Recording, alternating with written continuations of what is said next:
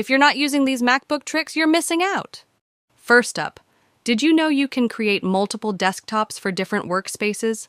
Just swipe up with 4 fingers on your trackpad, then press the plus button on the right. Boom, new desktop. To switch between them, just swipe left or right with 3 fingers. Perfect for organizing work, entertainment, and personal tasks separately. Next, widgets on your desktop. Apple finally lets you add iPhone widgets straight to your Mac. Just go to System Settings, Desktop, and Dock, and enable iPhone widgets. Then, right-click your desktop, hit Edit Widgets, and you'll get a whole new list of options to customize your setup.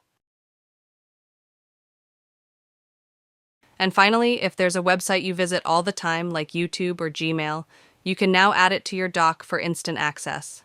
Just open Safari, click the Share button, then select Add to Dock, and that's it. No more digging through bookmarks. Try these out and let me know which one's your favorite. Follow for more MacBook tips.